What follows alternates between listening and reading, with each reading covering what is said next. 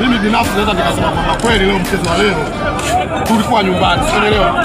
Alikuwa anahitajika sana. Lakini tumetengeneza nafasi, sitaki kwa kucheza, tumetengeneza nafasi za wazi. Kwa nini hatukutumia nafasi? Kwani Mpanzu wanda asipiga goli?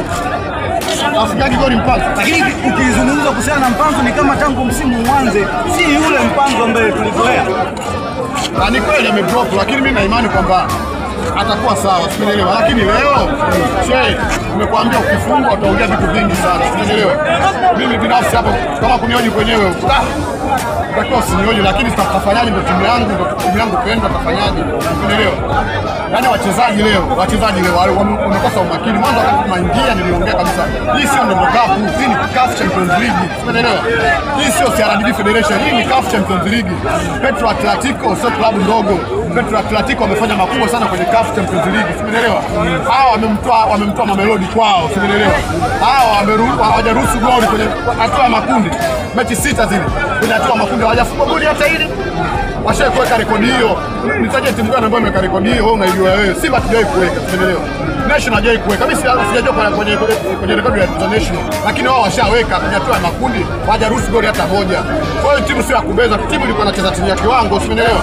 Tumeenda kwenye nafasi hatujatumia. Sasa ndio ni mlaumu na kocha tena. Watu wanasema ni kama tayari wameanza kutupa kidole kwa golikipa. Wengine wanasema Yakubu Watoshi kwa golikipa wa Simba. Kafanyaje Yakubu? Goli ile wanasema ni la kwake. Goli la kwake yani kivipi? Wanaolalamika wanadai kwamba hakuwa makini kwenye kufanya save. Kwani wakati mpira unapigwa nani anaruhusu? Wanasema deflection nyepesi. Ndio maana nikakwambiaje? Sasa hivi tusubirie kukanwa, tutayapokea. Mashabiki wenzangu nawaambia kwamba wapunguze tempa.